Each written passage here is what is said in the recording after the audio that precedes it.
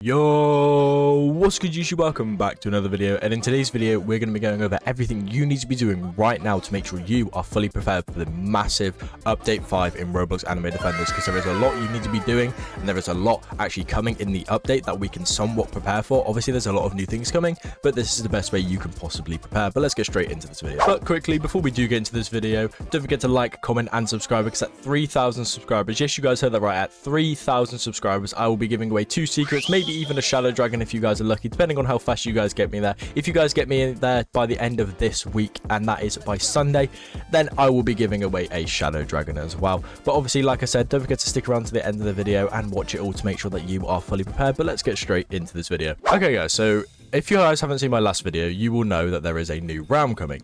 And in this new realm, you are only able to take about 3 units in with you, meaning that your team is going to have to consist of a farm, a support, and also a DPS. So what you need to be doing is you need to be making teams that are going to be able to perfectly fit it. Depending on what units you have, you're going to need a DPS, which also has to be hybrid. You're going to have to make your DPS hybrid, because obviously there is going to be flying units, and obviously taking in a DPS is very, very good.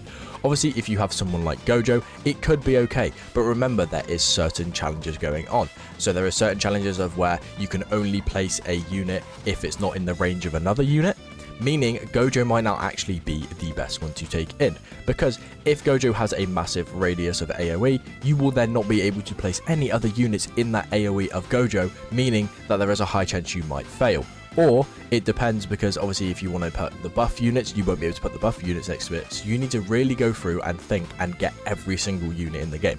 What I would suggest right now is just going through whenever you try and see a mythical. If you have spare gems, go for it. If you can go buy them in the trading plaza, obviously you can only buy normal shiny ones, but obviously the things like the muscle sorcerer and stuff like that, just try and buy literally everything, just because we don't know what the actual challenges are going to be. They could be things like, I don't know, maybe different things like you can only use mythical units, you can only use this type of unit, you can all hybrids turn to grounds. It could be anything like that. It could also be like the increased cost, but it could increase it by, I don't know, 2, maybe even 3 times. Like, we just need to be making sure that you have the best team possible. You need to be getting loads of different units. So the best sort of supports in the game is obviously things like you can go and get Donut Warrior for pretty cheap. You can go and get the Ice Dragon Queen when she's in the banner, or you can go and try and get a shiny one of her. Obviously you need to get the pink rocks or the bloomer, and also the pink demon mage is also probably going to be kind of good for this one, depending on what the obviously challenges are. Obviously getting secrets is always going to be good. You want to be getting secrets that are pretty good hybrids, that also have decent damage, that aren't actually with a trait having decent damage. So I think things like Gojo and Icarus actually have the most damage on placement maxed out without actually having a trait, because if you guys don't know, in some of the challenges there is things like there is 0 traits on them, or the traits don't actually affect the unit. So having like Almighty or having Requiem won't actually affect your unit.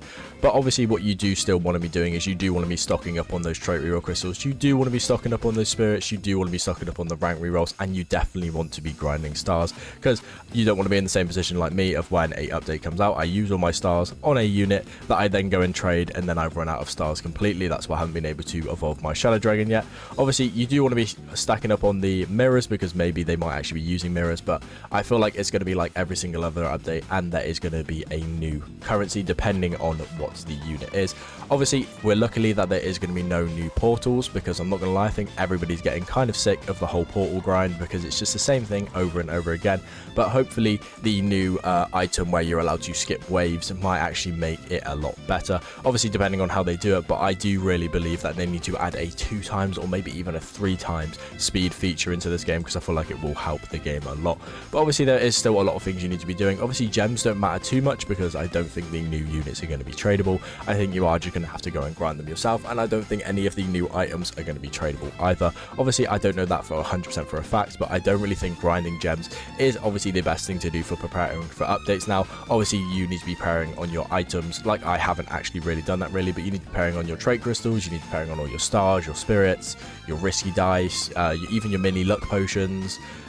because obviously you need to have as much luck as you possibly can to try and bring everything back with you, because like I said, you can only bring back one unit, and I'm not too sure how it's going to work, whether you're actually going to need luck to bring back the units. But what I would suggest is always doing your challenges. Make sure to always do these challenges. Also come over here, and whenever the raids are open, I know it's boring, but this is what you've got to do to grind, is you've basically just got to come in here and be doing both of these, because it also does give you portals if you do not have the secrets yet. Obviously, like I said, doing the portals is probably the best way to actually get secrets, or actually just playing the game instead of just sitting AFK or having the risk of getting scammed. But obviously I do have a video on how to not get scammed in Anime Defenders, but obviously there is a lot of ways you can obviously prepare for this, but obviously it's going to be a lot harder considering it is a whole new world. Basically they're adding a whole world 2, basically they're calling it a realm, but it's basically world 2, because like I said, it's getting a bit cramped in here, so there might be like a portal like over here or something that takes us over to world 2.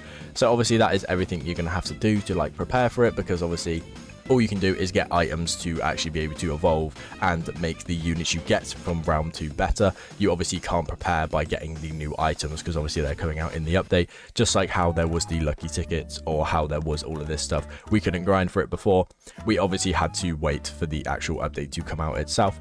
But like I said, obviously this is the best way you can physically prepare. You've just got to be grinding the game, which I know is obviously getting annoying for a lot of people, because all they did with the last update, sorry if you can hear that in the background, all they did with the last update is obviously just bring in more portals, which obviously is a cool feature, but obviously having 2 weeks in a row of where all the content we're getting is just more portals, to the fact of where all these portals that we grinded, they come up with new ones and they're even better.